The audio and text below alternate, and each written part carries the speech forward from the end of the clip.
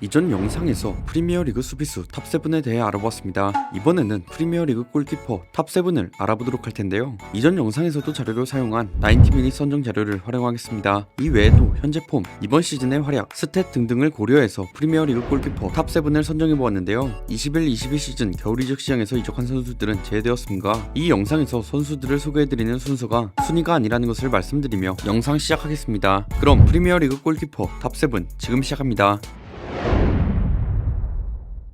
토트넘 핫스퍼의 수문장 위고 요리스, 뛰어난 민첩성과 운동 능력으로 월클급 반사신경을 보여주는 선수인데요. 이런 능력을 바탕으로 완벽에 가까운 선방 능력을 가지고 있습니다. 진짜 선방면에서만큼은 어나더 클래스의 안정감을 보여주죠. 실제로 2018년부터 2021년까지 예측된 실점을 선방한 횟수 1위가 요리스였습니다. 게다가 판단력이 뛰어나 위험한 상황에서 정확한 타이밍에 뛰쳐나와 커트 혹은 펀칭을 하는 등 스위핑 능력까지 겸비하고 있죠. 이러한 능력을 바탕으로 니스, 리옹을 거쳐 토트넘으로 이적했는데요. 2012년 토트넘으로 이적 후 지금까지 토트넘의 골문을 안정적으로 지켜왔죠. 그의 안정적인 활약 덕에 토트넘도 좋은 성적을 보여줬습니다. 실제로 토트넘은 리그에서 2위까지 올랐던 적도 있고 챔스 결승까지 올랐던 적도 있죠. 물론 챔스에서 패배하며 준우승에 그치긴 했습니다. 하지만 이후로 포체티노의 경질, 무리뉴의 경질, 누누의 경질, 콘테 부임까지 여러 감독들을 거치면서 토트넘은 다소 부진한 모습을 보이기까지 했는데요. 그럼에도 요리스는 토트넘 넘버원 골키퍼 자리를 지키며 안정적으로 골문을 지켜왔습니다. 이번 시즌 초반 역시 굉장히 좋은 폼을 보여주었죠.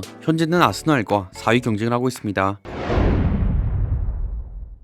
아스날의 수문장 아론 램스데일. 아스날로 이적하기 전 셰필드 유나이티드에서 활약했었는데요. 홀로 팀의 불안한 수비진을 이끌며 수준급의 선방쇼를 보여주는 등 고군분투했죠. 147개의 선방을 기록하며 리그 선방 1위를 기록했음에도 팀은 강등을 당했고 결국 이적설에 휘말리게 됩니다. 이적설 당시 당장은 베른트 레노의 서브 골리이고 장기적인 대체자가 될 것이라는 예상이 지배적이었는데요. 얼마 지나지 않아 압도적인 기량으로 선발 자리를 가로챘고 현재까지 이번 시즌 PL에서 최정상의 폼을 보여주고 있죠. 엄청난 운동 능력을 바탕으로 동물적인 선방 능력과 매우 넓은 활동 반경, 좋은 킥 능력을 갖춘 현대 축구의 이상적인 골키퍼의 모습을 보였습니다. 반사신경 또한 좋아서 근거리 선방 능력에서도 좋은 모습을 보이는데 판단 역시 매우 빠르고 정확해 팀이 공격적으로 라인을 올린 상황에서 뒷공간을 담당해내는 스위퍼 키퍼 역할을 매우 잘 해내고 있습니다. 거기에 팀 동료에게 파이팅을 불어넣는 열정까지 보여주며 이번 시즌 프리미어리그 최고의 영입이라는 평가도 적지 않게 받고 있죠. 이적 후 최고의 경기력을 보여주었다 보니 10월 아스날 이달의 선수에 선정되었습니다. 게다가 시즌 초반 리버풀전까지 패배를 기록하지 않는 등 좋은 활약을 선보였죠. 전반기가 거의 다 지난 시점에서도 EPL 탑 골키퍼로 인정받게 됩니다. 현재도 아스날의 주전 골키퍼로 활약하며 4위 경쟁을 이어나가고 있죠.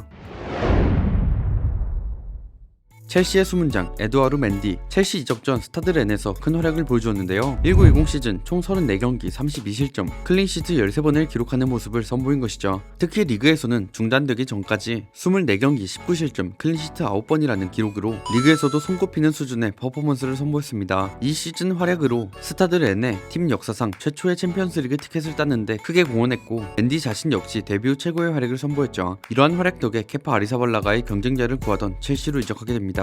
첼시 입단 첫 시즌에도 역시 엄청난 활약을 선보였는데요. 뛰어난 반사신경으로 좋은 세이빙 능력을 보여주었습니다. 특히 1대1 상황에서도 강한 모습을 많이 보여주었고 엄청난 운동신경을 바탕으로 한 슈퍼 세이브를 자주 보여주었죠. 이러한 능력 덕에 리그에서만 16개의 클린시트를 기록하며 19개를 기록한 맨체스터 시티의 에데르송에 이어 프리미어리그 클린시트 2위를 차지했습니다. 게다가 챔스에서도 레알 마드리드, AT 마드리드, 맨시티를 상대하며 12경기 3실점, 9클린시트, 선방률 90.9%라는 말도 안 되는 기록을 펼치며 우승에 기여했죠. 이러한 활약에 유럽 전체 이적생 중 골키퍼로서 최고의 영입이 되었는데 피파 올해의 골키퍼상과 2021 UEFA 올해의 골키퍼상을 수상했습니다. 현재까지도 첼시의 골문을 안정적으로 책임지고 있죠.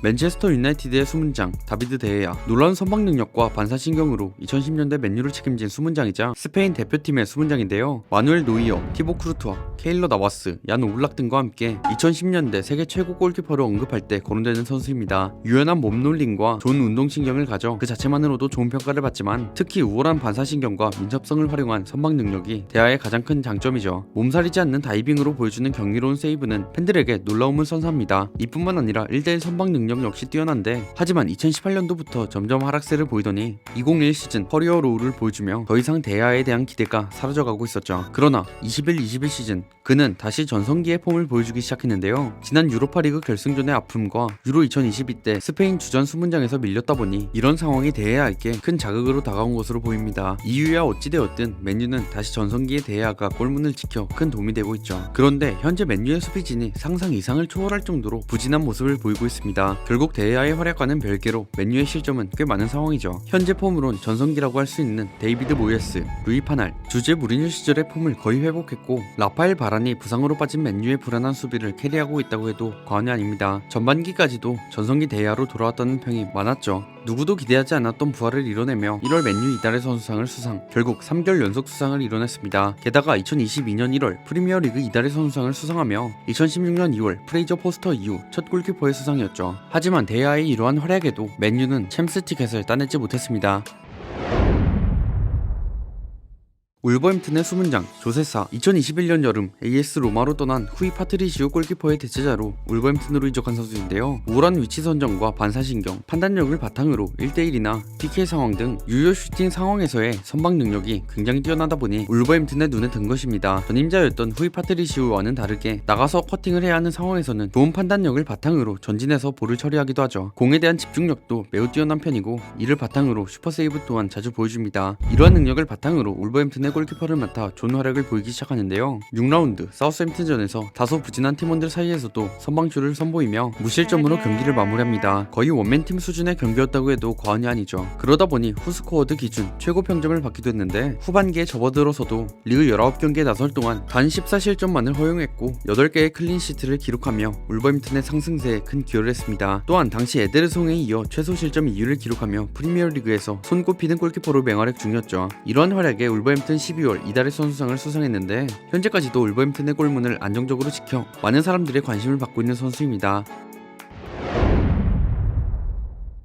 맨체스터 시티의 수문장 에드르송 모라에스 2021 시즌 최정상급 골키퍼로 성장한 모습을 선보였는데요. 프리미어리그 골든글러브를 수상하기도 했고 이전까지 살짝 밀리던 알리송과의 브라질 골키퍼 주전 경쟁에서 드디어 우위를 차지한 모습을 선보였죠. 사실 에드르송은 다른 골키퍼들과는 다른 강점을 가진 선수인데요. 맨시티 감독인 과르디올라 감독이 가장 중요시 여기는 패스 능력과 발기술에서 굉장한 강점을 가진 골키퍼입니다. 오죽하면 골키퍼인 그가 선방 능력보다 주목받는 게 바로 이 패싱 능력과 발기술일 정도죠. 그만큼 그냥 단순히 발밑 좋은 키퍼, 스위퍼 키퍼의 범주를 뛰어넘은 선수입니다. 순식간에 하프라인을 넘어가는 골킥의 속도와 비거리 때문인데 에드르송의 골킥은 그 자체만으로도 하나의 전술이 되는데요. 상대의 전방 압박을 한순간에 무력화시키는 골킥으로 하나의 공격 옵션을 제공해주는 것이죠. 정확도도 말할 필요 없이 정확하다 보니 상대팀 입장에서 까다롭지 않을 수 없습니다. 이런 에드르송의 킥으로 상대팀의 전방 압박은 약해질 수밖에 없고 맨시티는 더더욱 주도권을 가져올 수 있게 되는 것이죠. 그러니까 에드르송의 킥은 상대방이 전방 압박 전술을 제대로 구사할 수 없게끔 골키퍼 스스로 만들어낼 수 있다는 점에서 매우 특별한 것인데 이러한 레이저킥의 정확성과 스로인 능력, 안정적인 볼 컨트롤을 이용해 골키퍼 포지션에서도 매우 위협적인 역습 찬스를 만들어낼 수 있는 조금은 특별한 골키퍼입니다. 이러한 능력에 맨시티에 딱 맞는 골키퍼로 활약하고 있는 것이죠. 21-22 시즌 역시 훌륭한 활약을 보여주고 있는데요. 지금까지 프리미어리그 전반기의 모습은 역시 에데르송다운 좋은 모습을 보여주며 클린시트를 차곡차곡 쌓아가고 있습니다. 실점 역시 리그에서 24실점밖에 하지 않으며 프리미어리그 최소 실점을 기록하고 있죠. 상대의 역습이나 찬스를 슈퍼세이브를 보여주며 잘 막아주고 있습니다.